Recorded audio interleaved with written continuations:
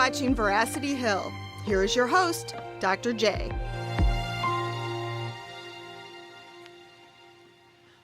Well, a good day to you, and thanks for joining us here for another episode of Veracity Hill, where we are striving for truth on the Electoral College. Well, what is the Electoral College? Before we jump into that, a highly related subject, it's Election Day. So we have a special Election Day episode for Veracity Hill, where so many Americans are going to be out voting, spending hours in line just to cast their ballot, not for president. Well, at least not directly for president. You might think that when you go to the ballot box, you are directly responsible for who will be president of the United States today. Actually, that's not the case. When you go to the ballot box, to the polling location, and you cast your ballot, what you are doing is you are notifying a slate of electors, and you're telling them how you want them to vote when the Electoral College meets. And that's who elects the President of the United States. So a lot of Americans, this is like a highly technical thing. They think when they go, it's like, well, it's almost like direct democracy, where it's just the number of votes gets it, and then that winner is the next president. It's not technically how it happens. So your vote is not directly related to who becomes the next president. It's indirectly related. Okay, so I want to talk more about the Electoral College. But first, I wanted to introduce to our program today a good friend and a longtime worker at Defenders Media. He's a media associate and the office manager as well, Mark Lester, or affectionately called Cap. Cap, great to have you on the program today. Give me liberty or give... I forgot the words. Yeah. That one. Yeah, that one. Yeah. I was trying to think of one. Thomas Paine, give me liberty or give me death. Yeah. I should say that around the office more often, I think. Fair enough. Now, what's up? So great to have you. I know we're going to be talking about one of my favorite political films, Swing Vote. We've got a few clips to play from that. But before we show those clips from Swing Vote, which I think is just a great film, it introduces people to the concept of the Electoral College. Let me talk a little bit more about the Electoral College. The Electoral College is a compromise between big and small states, between direct democracy and elites. Now, sometimes elites, usually we have negative connotation. I mean it in a neutral connotation here, when you just look at why there was a compromise. Direct democracy versus the elites, and these different interested groups. So the reason why the Electoral College was created by the founders is because they had a number of concerns. Some of the smaller states were concerned that the larger states, in, say, a direct democracy, that the smaller states would be forgotten about. So let's take, for example, Vermont. And let's compare Vermont to Texas. Now, if there was just a nation of just Texans and Vermontans, well, the Vermontans would just be this stark little sliver of a pie of the population. So the founders wanted to create a compromise between the states. And so they decided that each state will get 2 electoral points, if you will, and that the number of the population will, this is how you create congressional districts based on the population, and however many congressional districts there are, they will get the proportional amount of electoral votes. So you'd have, based on population, and then you'd have 2 senators in addition to that. So for a state that has a really small population and only, therefore, 1 congressional district, say like North Dakota or Wyoming, if I'm remembering correctly, who's got the 3, they would only have 3 electoral votes. Now, larger population sizes like California, Texas, Florida, they have large numbers, and then still the 2 senators, 2 votes for the senators on top of that. So let me go to the Electoral College map so we can get a better view of this. And Cap, for your sake, I will present and share the screen so we can look at the... I'm looking at one too. 270 to win is my preferred site. I will head over there. Yeah. Okay, so this I went down one. This is the Electoral College map. And what's nice about 270towin.com is that you can play around and create your own little scenarios that you think of how today's election is going to pan out and who's going to win the presidency. So you might notice that there are gray or neutral colored states. That means that these are sort of toss-up or battleground. Political scientists don't exactly know which way these states are going to go. So, for example, you might have Nevada, Georgia, North Carolina going for Donald Trump, and you might have Wisconsin, Michigan, and Pennsylvania going for Kamala Harris. And you see here, in this scenario, it's an insanely close electoral race, 270 to Harris, 268 to Trump.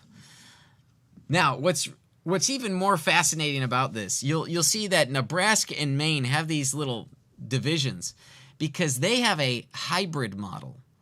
Their state legislatures have passed law which makes the electoral votes directly based on how the congressional districts vote. So in Maine District Number 2 and in Nebraska District Number 2, what you have is again, the vote is directly related to the congressional district. So Nebraska, which is largely a Republican state, you might find that a Democrat would pull that one off. And in fact, Obama did in 2008 and Biden did in 2020. And likewise in Maine Congressional District Number 2, while the state population goes to the senators, Maine Number 2 is a Republican district largely, and so the Republican usually wins that one.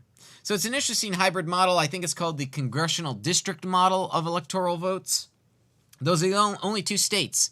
All the other 48 states, it's a regular majority would net you the total vote count.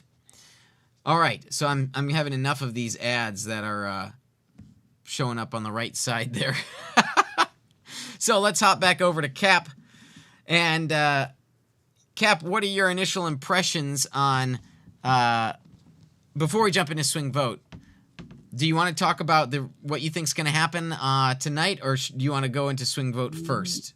We can do swing vote first. I just wanted to say that I too use 270towin.com to look because it lets you play around with it. It also lets you look at past elections as well. Yes. And getting to see like when was the last time, Texas voted Democrat or something like that. And another nice feature about going into history, you see the proportionality of the congressional districts shift every 10 years. So what makes the 2020 census new this presidential cycle is because it favors the Republican candidate, whoever it would be. Of course, today it's Trump, but a couple years ago, before the primary race, it would have favored the Republican by a couple electoral votes, such that now the Republican only needs one of Pennsylvania, Michigan, or Wisconsin, one of the Rust Belt states, whereas before I think they needed 2. So Gotcha. Yeah, it's fascinating watching these shifts and changes as the populace shifts and changes.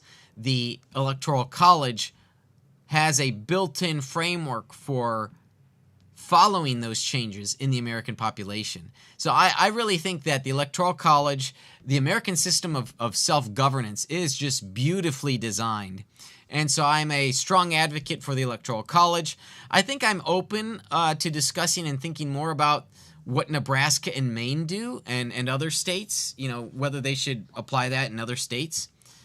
But I haven't thought enough about that.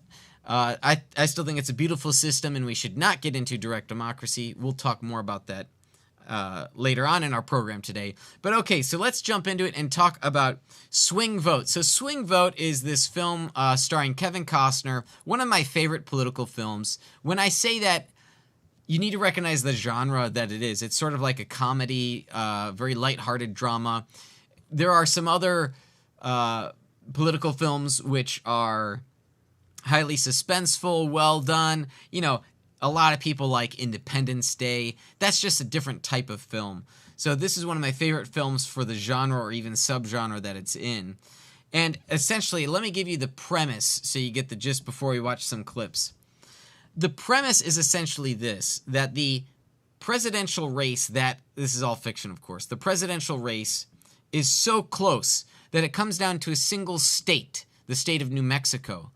And in fact, the race in New Mexico that year is so close that it comes down to a single voter. And a single voter from Texaco, New Mexico, is responsible for determining who will be the next president of the United States. And I think it's a beautiful film. It communicates these beautiful political principles because it tells us that a single person, a factory worker from the middle of nowhere, has his voice heard in the presidential elections. And that's why I think it's such a powerful film. Because in a direct democracy, you're not going to have that as much. Because what would happen with a direct democracy, let's say we got rid of the Electoral College and we just had direct election, then the candidates would just focus on the urban areas where they've got the most people in a small space. They could reach more people. They wouldn't have to spend time traveling across the country as much. So I'm really a fan of the Electoral College. Josiah is asking, how do y'all feel about ranked choice voting on top of the Electoral College?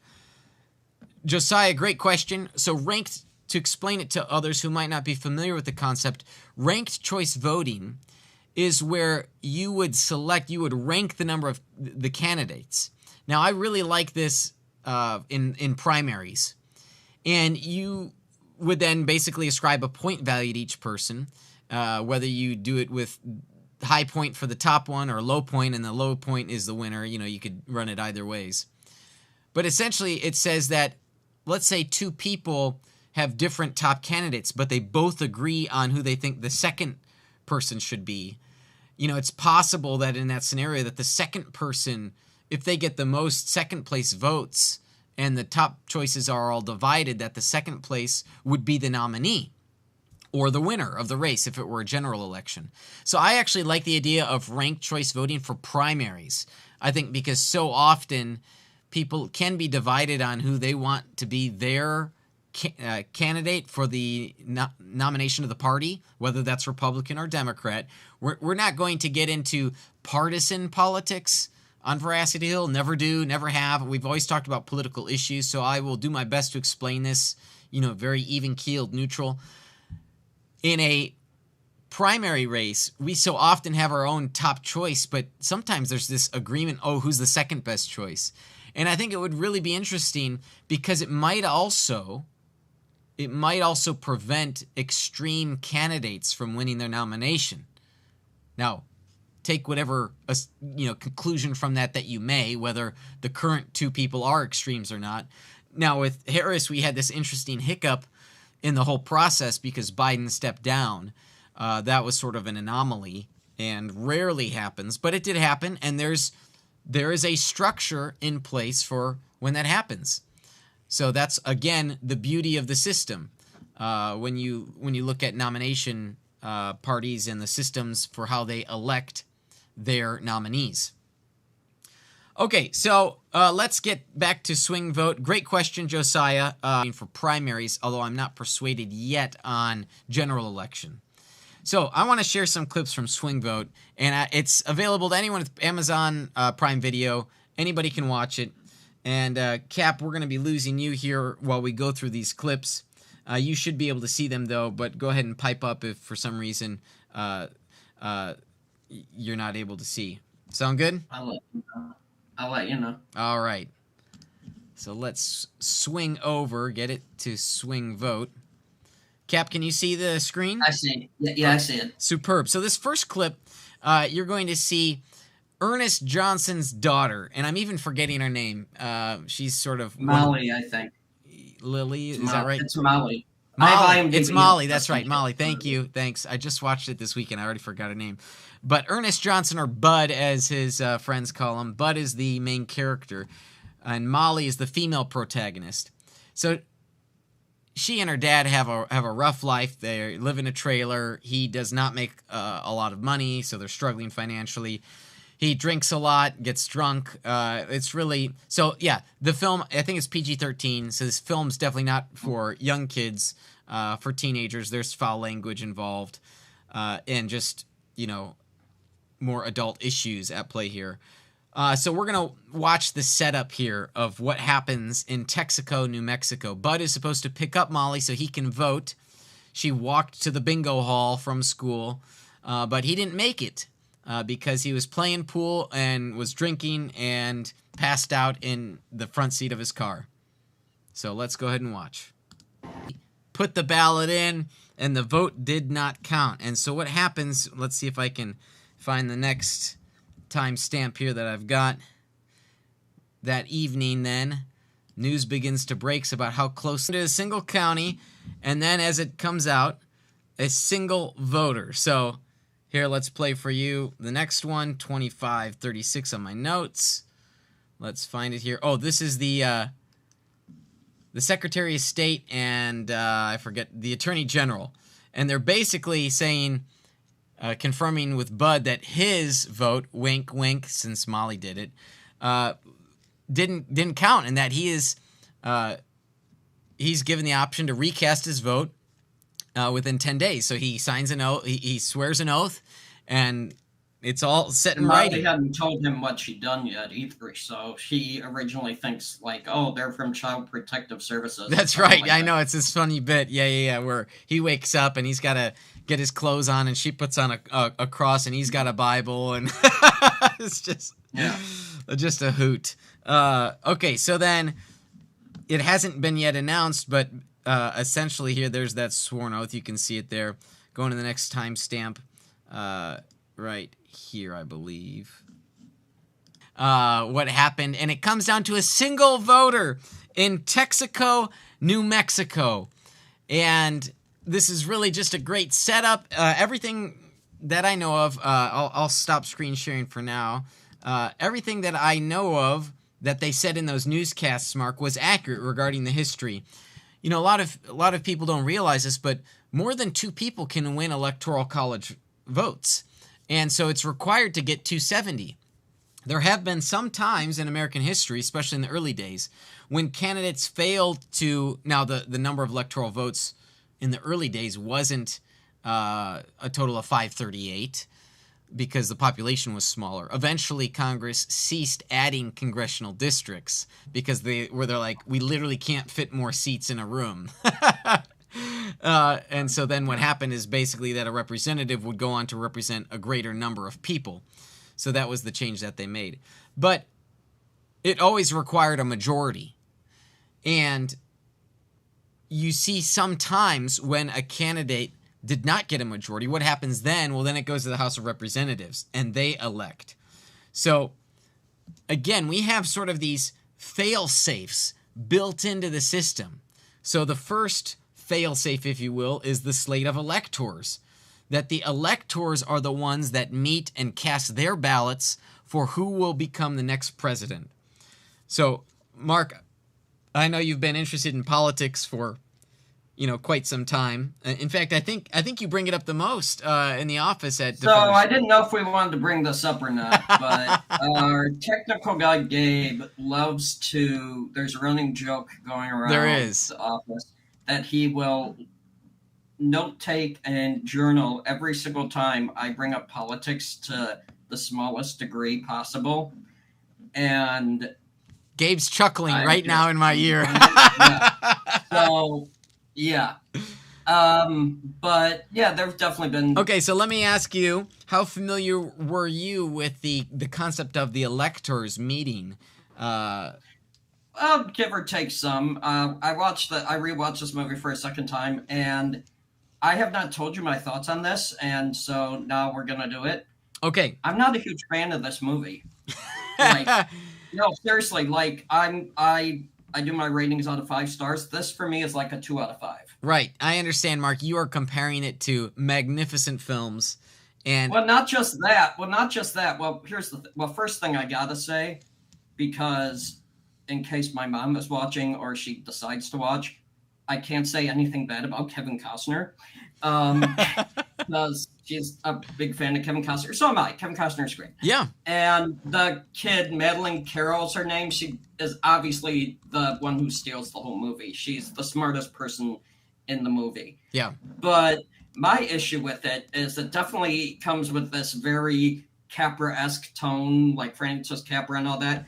And I like the idea that it comes to one voter, and this came out in 2008, which, if I'm not mistaken, was the first time you and I were able to vote, because that might be I know right. that was for me. So yeah, but my issue is like it coming down to one vote. It's so circumstantial because it's like the one person who voted had one little malfunction because that one lady just happened to be vacuuming at that one time. Mark, it's a fictional movie. I know it's fictional, but you want to make it seem like it could really happen too. But that's such a far-fetched thing. And another thing too to remember is that this was 2008, so this was like right just on the eve of when social media took off. Yeah. I don't even think Twitter was a thing until like a year or two later. Mm-hmm. If this had happened nowadays, it would be horrible to be that guy. It would be horrible. So he would need but hang on a second. Like witness protection for the rest of his life. Okay, but think about this. I mean, even throughout the film and towards the end, he you know, I guess we could spoil a little bit, right? Because this film's been out for whatever. Fine. Okay, it's fine. So at the end, he basically is talking to the president and the other the incumbent who's, you know, president, and Greenleaf who's running. And he basically says what a horrible person he is and how irresponsible he's been for his lack of understanding of American politics. And so, you know, he feels like he just doesn't deserve that comes to vote. Very quickly, though. It's not as gradual as it is very abrupt, though, because he doesn't really get to that point until the very end when his daughter reveals all of these notes that have been written to him. Correct. Throughout the entire time. Yeah. And I do like the fact that, and again, spoilers, but I do like the fact that the makers are at least smart enough to show he's voting, but they definitely do not show who he's voting for. Correct. Yeah. Yeah. That's kind of like the style at Veracity Hill here, you know, so people can see that I voted, but, you know, I try to be objective in my descriptions so people can decide for themselves who they want to support. So I like the film. I'm not going to compare it to, you know, The Godfather and other major films. Okay, let's not compare it to The Godfather because those are two different types of movies. That's what I'm saying. But, I mean, you gotta keep in mind that I wasn't comparing it to movies like that. I'm thinking of like movies like Capra movies that he would have in the past and stuff, like other political movies, like you know, a Dave? Mr. Smith Goes to Washington. Mr. Smith Goes to Washington or something. Yeah, but even that was a serious drama. This is like comedy. So I would compare it to like Dave, right? When this average guy becomes president. Have you ever seen that film? What movie? Sorry? I think it's called Dave. That has definitely been one on my watch list for a while. Yeah, so I have heard of it. Yeah, it's a 1993 comedy where like the guy looks like the president, and so they put him in place as president. I mean, it's but that's why it's like a subgenre of political comedy. Yeah. So I like it. All right, but what's also really funny about, and let me share some other clips here now, is what you see in the film is, so word gets out that Ernest Johnson is the swing voter, right? And so then the president and the Democratic nominee begin to change their positions. This was clever. I did like this. This was clever. And because it's just a testament to even in non-cases of a single voter, this is what candidates do. They shift their position simply because they think it will lead to them getting more votes, rather than being men or women of principle and sticking to it, even if, you know, an issue is unpopular. At least they have these beliefs. Some people are willing to be, say, populists and just change their view. We've witnessed this in lifetime, okay? We witnessed this in lifetime with both major party candidates who are running for president today. So let me just play a really funny clip so we can It so intelligently conveys this through film. And what happens is word gets out that Bud likes to go fishing on a certain lake. And then Greenleaf, the Democratic nominee, tells him, oh, that's sad. It's unfortunate because, it's currently going to be dammed up for business. And that's going to lead to basically no more fishing. So here, there's a little mole at Greenleaf's Park. I forgot to screen share. Sorry, Mark. You remember seeing this, though, I'm sure. Yeah. So there you got all the environmental green thumb people, typically Democrats, right? And they're booing. The president's name is what? Andrew Boone, I think. Andrew, yeah, I think so. Yeah, President Boone, and so they're booing him because they're letting the land go to use for business, but he's trying to win over Bud Johnson, right? He wants Bud's vote because Bud is the swing voter, and this is Bud's favorite river. Too funny. Because this actually happens. This was I think, if I'm not mistaken, the first one time when the candidate just does a 180 on what they are really about. Because I don't know if you're going to show the other clips or not, but there's that point where the Democratic Dennis Hopper's character, the Democratic nominee, Greenleaf. Mm-hmm. Yeah, Greenleaf. He starts talking about illegal immigration, and he has to talk about protecting the borders and stuff like that. And then, of course, there's that great one where Kelsey Grammer hears about gay marriage and stuff. So he has to have this big show of all of these, gay people who are like, yeah, I'm. It gets really, it's funny and it gets really over the top. That's funny. I'll admit that. Yeah. So you just see, we're not going to go through the other examples, but essentially there are numerous examples where they shift here. And ultimately this leads Bud, what you mentioned earlier where Molly shares the letters that were received. And this culminates in Bud's attempt to better understand the issues. And so then there's this debate, a final debate. And I'll just share one more clip where commentators kind of reflect on this moment in American history. Again, what did the founders have in mind? And so that's the question that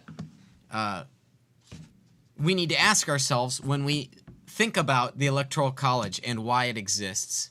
Now, part of what makes this whole film fun to me is that if we were to get rid of the Electoral College, this wouldn't have happened, right? A man from Texaco, New Mexico, it just wouldn't have mattered because it would be so much harder for a national outcome of millions of people to come down to one voter. But in smaller states, it's more likely to happen when it would come down to one voter. So, and this could happen in 50 locations, as in the 50 states. So that's another reason why I like the Electoral College, because it does show each person that their vote matters in their own state. And even all the more so if you live in Maine or Nebraska, where those districts, where it's based on congressional districts. So that really gives this sense of value to how we're voting. So before I go into a defense of the Electoral College, Mark, let me ask you, do you think we should get rid of the Electoral College or should we keep it? Well, what I was thinking of before was, this happens in Texaco, New Mexico. Yep. And so my question then is, do you think this could happen? I don't know. Another thing with this movie, and correct me if I'm wrong, is that I don't think this could happen in any particular state, at least nowadays. So, for example, I looked at our state. We live in Illinois, which definitely tends to go the liberal side. And I think I double-checked the last time. I think it went Republican was in the 80s when Reagan just dominated, right? 84 or whatever. Right. But, I mean, so what type of argument would you be able to have? What would you say to someone who's like, well, if I'm in Illinois, what's the point if I want to vote conservative if it's not going to do anything? Yeah. Or in California where it's almost always liberal, or vice versa in Texas where it's like Very almost good, very always good. conservative. So there's an old Veracity Hill episode where we interviewed Nick Bird on whether third-party voting matters, and we went through some of these scenarios. I remember the conversation very well, and essentially, like I said, we go through some of these scenarios where maybe it doesn't make sense, right? Maybe voting for the major party candidate who's going to lose, who is certainly going to lose, is a wasted vote. That's a wasted vote, and that you should use your voting for a different candidate to send a different sort of message. So those are interesting, and I think people should give serious consideration to that. So another thing too, when you think about third-party voting in the Electoral College, Gary Johnson was the Libertarian candidate running in 2016. He was on the ballot in all 50 states, but he didn't win a single state. Ross Perot back in the 90s, right, won like 19%. 19%. He won roughly 1 out of 5 Americans. But he didn't win a single state. So if you wanted to upset the race and play a spoiler, you have to win a state. So all of like the libertarians should go to one state. There's this attempt, it's called the Free State Movement. It's sort of died out a little bit. It was more popular, I think, 20 years ago, to have libertarians move to New Hampshire and they start electing libertarians. Or if the socialists want to feel like they need representation, same sort of concept. Go to a state with a small population and all the people of the same political ideology. That's how you can start making changes in our country. Now, so yeah, that's what I would say to people, who feel like they're just going to lose. It gives you a little bit more freedom, because for example, if Trump were to come close to winning Illinois, or if Harris were to come close to winning, say, Texas, states or Idaho or something like that, right? These deep red states. That means that the candidate would have won all of the other battleground states. Those are those neutral colored states on the map, right? These are the battleground. Let me pull them back up here on my computer. So this is what the political scientists think are the battleground states today. And even Georgia. Pennsylvania always a battleground state? It always seems to be. Yes, usually is. So these are the 1, 2, 3, 4, 5, 6, 7 battleground states. So if a candidate, like if Trump were to win California, Oregon, or Washington, then he would have won all of these purple states. And same sort of thing, where if Harris were to win Utah and Wyoming, then it's not even close, so your vote doesn't matter anyway. So it gives people a sense of freedom, I think, in those other states to pursue different and minority candidates, minority party candidates. Okay, so I want to review the reasons why, before I give my own take on what I think's going to happen tonight and early morning tomorrow. I want to review the reasons why the founders set this up. I talked about it before. 2 points I'd mentioned. One I forgot to mention. One, small versus large states. And let me head back to the map. I'll share it with you, Mark, so you can see. And all right, let me head over there. So there we go. So small versus large states. Wisconsin 10, Texas 40. Do we want the people of Wisconsin being told what to do by the people of Texas? Or do we want to have some relative sense of representation? The Electoral College gives a greater sense of representation than a mere direct democracy. Direct democracy, I think it was Franklin who said that direct democracy is 2 wolves and a lamb deciding what's for lunch. If you've got 2 wolves and a lamb deciding what's for lunch, guess who loses out? The lamb. The lamb loses out, okay? The wolves win. So there is a concern about preserving minority voices, minority causes. Again, when I say minority, I mean political minorities here. And so we have various camps, causes, factions, interests. Americans are split and divided. What people in Iowa care about is a lot different than what people in New York City care about. So what is a way that we can have a relative sense of representation for how we elect the president every 4 years? And the Electoral College is the way to do that, because the small states feel like they get a little bit more representation because they get the 2 senators. Every state gets 2 senators. So that is the part of the electoral compromise. Secondly, democratic or direct democracy versus the elites. This is maybe a trickier concept to understand. Direct democracy would be you casting your ballot, and that goes to the vote total, and the person with the total wins. It used to be the case in America that senators were not directly elected, but rather that the state legislatures would elect the senators. There are pros and cons to this style. I actually think we should go back to that. That's my own personal take on how senators are elected, because what it does is it prevents a few things. It prevents uneducated people from electing senators, because you have to know something about politics when the elites, say the state legislatures, elect the U.S. senator. So these people already know something about politics, rather than people who can't even name the 3 branches of government. There are people in the United States today, you ask them what are the 3 branches of the federal government, and they could not tell you executive, legislature, and judicial. They couldn't name the 3. And yet those people have a vote. I think it's a serious problem when people are so uneducated that they're voting for people and yet they don't know how the American system functions. Why is that important to me? Because I like the American system, right? This is not partisan. I like the way that the American system is built. And some people might elect other people that want to do away with it. So that's my concern.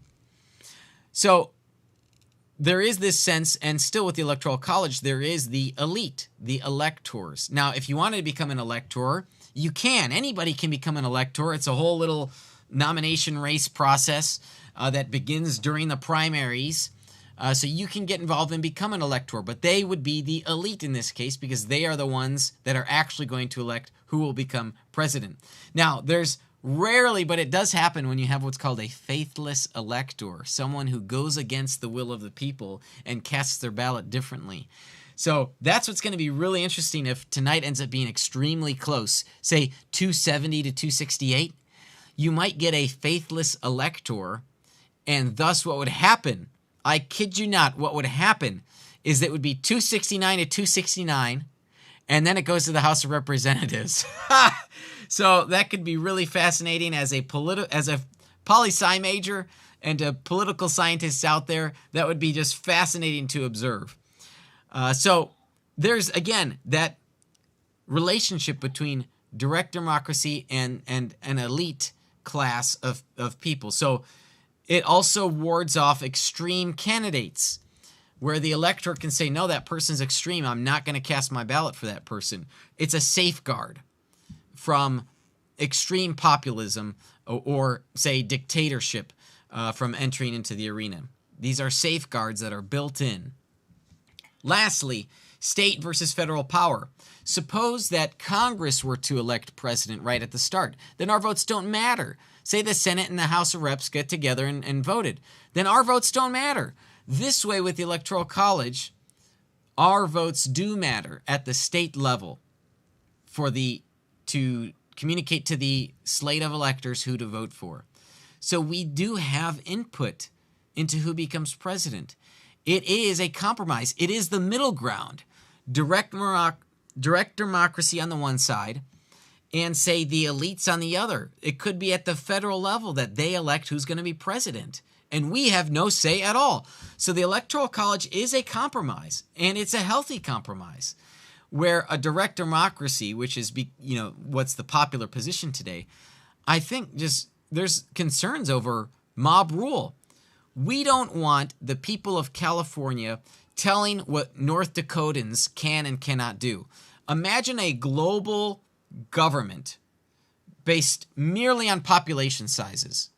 You know what would happen to the United States in some collection of nations where there's governance like that? China and India would be telling us how we have to live our lives because they are by far the most populous nations on the planet. I don't want the people of China or the people of India telling me how to live my life. And the same sort of thing, I don't want the people of these various states telling me how I should live my life. This is why the compromise is a healthy compromise. All right, Cap. So that's my quick defense of the Electoral College. And now, with bated breath, you've probably been waiting for me to give my estimates on. Well, you already told me briefly what your. Okay, but that was my crazy prediction. So here's my. I spend time researching the polls, analyzing. Here's my prediction, and I could be totally wrong. Okay, but I want to sort of put this on the record. If I happen to be right, that'll be cool. So here's what I think is going to happen. I think, and I'll switch back to the map momentarily here, Cap. But I think Donald Trump is going to win at least one of the Rust Belt states, so Pennsylvania, Michigan, or Wisconsin. And what that means is that would cause big trouble for Harris's, path to victory. So now it could come really close. There's a few map scenarios where it's extremely close. I'll play through those. But I do think Trump's going to win tonight. And win as in winning the electoral votes, or yeah, I think he'll win the Electoral College. I'm again, I could be wrong. I'm fairly confident that he'll win, and here's why. Let me give you two reasons, okay?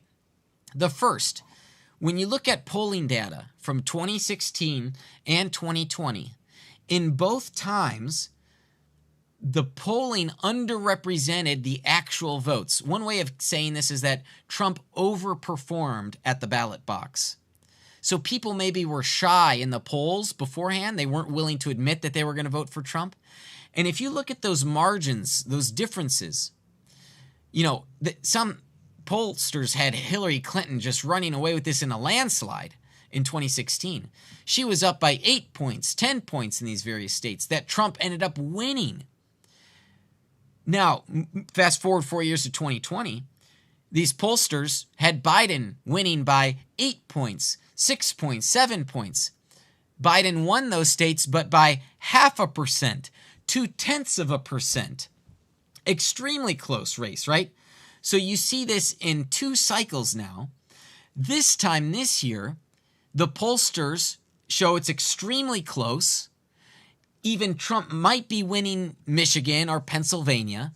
So if we were to adapt the same shyness that occurs in the polls, because I think this is still happening, then that translates to Trump being up 4 points, 5 points, or 6 points in reality. If that's the case, then Trump, under my theory here, Trump's going to actually take the entire Rust Belt, Pennsylvania, Michigan, and Wisconsin. So I'm fairly confident that he's going to win tonight. Second reason why. Kamala Harris, when she ran for president back in 2020, she was the most despised candidate of the class of Democrats running for the nomination. She was an atrocious candidate. You paid more attention to it than I did. I was more worried about the fact that we had a pandemic, but go ahead. Yeah, so she was highly unlikable, all right? She's, looking at this objective, the most progressive of all the candidates. And I just don't think that America voters are keen to have her policies. But then what happens now, back this summer, in August, Biden drops out and Harris is chosen by the Democratic Party without any input from the average Democrat voters in America. In this regard, she was not given a single primary vote. So I don't know that we even know a handful of Democrats, say 5 to 10%, even like her. They, again, might despise her. Moderate Democrats might not want her. So they might just stay home today. It's not that they would vote for Trump.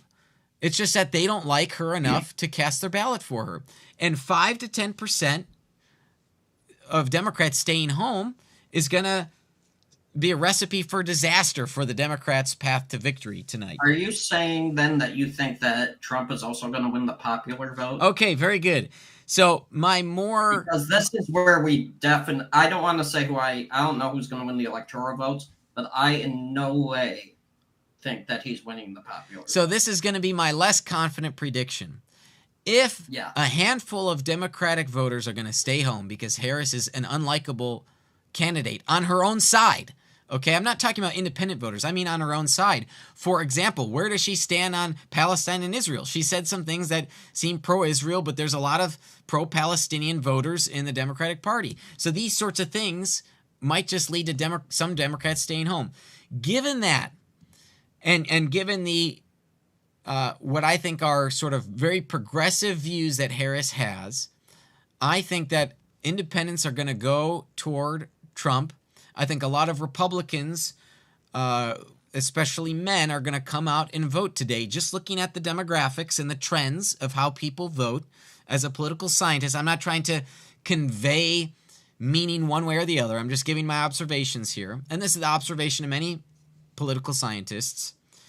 I think that Trump could pull off a popular vote victory. Not that it matters. Again, it's a beauty pageant. Popular vote nationwide does not matter because we have the Electoral College.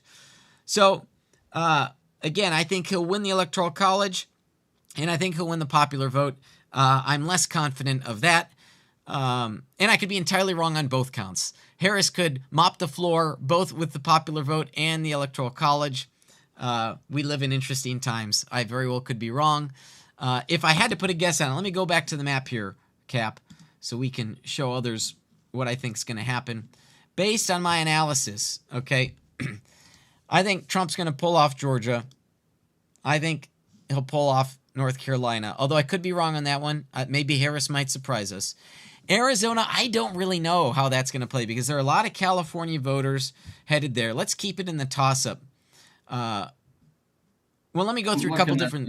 Let me go through a couple different scenarios. So let's give AZ to Trump, and let's give Nevada to Trump.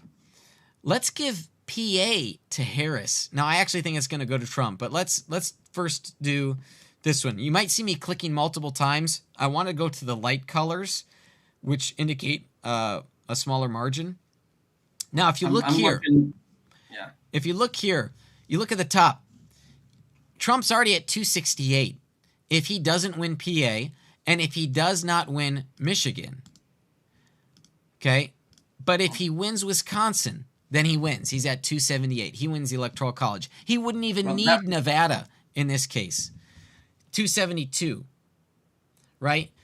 So he wouldn't even need Nevada. Now, let's suppose that Harris wins the Rust Belt, PA, Michigan, Wisconsin, but Trump pulls off Nevada. Then you've got Harris winning 270 to 268. There could be some hiccup. There could be some surprise, a shocker that say there was one New Hampshire poll which had Trump within the margin of error, meaning that there's an outside chance he pulls off an upset New Hampshire tonight. Unlikely, but it could happen. Then Trump wouldn't need any of the Rust Belts. All right, let me show you what I think is actually going to happen. My prediction... I can give you one more prediction for myself, too. Yeah, then I want to hear from you, Cap. But my prediction here is that I think he's going to win these 3 states that he pulled off in 2016. So we're looking at, I think there's going to be such a surge that Nevada would win for Trump. So I think we're looking at 312 to 226. That's my prediction. All right. Well, here's my prediction, and this will be... for sure, because this is what I've been doing every election day. I will be, no offense, muting all of my texts from you. I will be muting them. I make it a deal because I think no matter what side of the political aisle you're on, you are as sick as anyone of getting political texts and political ads, which thankfully I'll end tomorrow. So I turn all those off, and I might check my phone to see where things are at, but I always just put on a Marx Brothers movie every single election day. I watch like 1 or 2 Marx Brothers and get my mind off of it. Well, for what it's worth, I mean,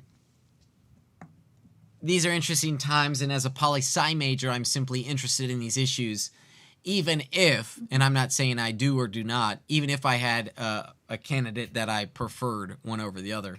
I'm just interested in how this whole system of the Electoral College works. It's fun to watch and to see how it plays out and to see where Americans are every 4 years, you know?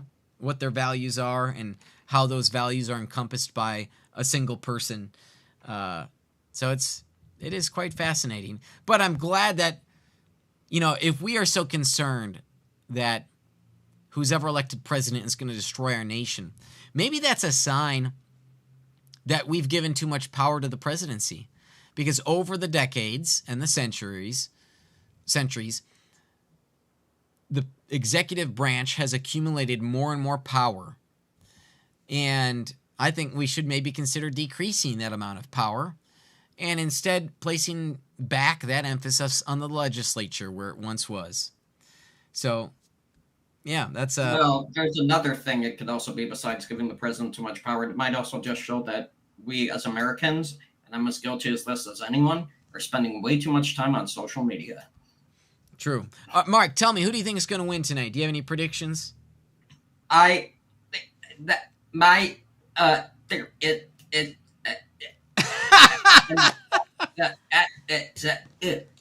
that's where I think we'll win. Okay. All right. Much appreciated. Thanks for joining on the program today, Cap. I appreciate you watching Swing Vote in anticipation. I know you didn't really like it, but one of my favorite political films. So we will see. We'll see tonight. Well, maybe not tonight. Maybe in the wee hours of tomorrow morning. Who's going to be the next president of the United States in January of 2025? Well, that does it for the show today. I'm grateful for the continued support of our patrons. Those are folks that just chip in a few bucks each month. And I'm grateful for the partnerships that we have with our sponsors, Defenders Media, Apologetics 315, and Rethinking Hell. I want to thank Mark, our media associate, for joining me on the program today. I want to thank Gabe, our technical producer, who does fine work week in, week out. Before I forget, next week I will be taking off as Defenders Media is in the process of moving our office from Main Street here in downtown West Chicago to our new location just a block and a half away. So we'll be taking off next week so we can get set up for future live streams of Veracity Hill. Last but not least, I want to thank you for listening in and for watching in as we're striving for truth on the Electoral College. This has been Veracity Hill, a viewer and listener supported program. For more resources, including past shows, visit veracityhill.com.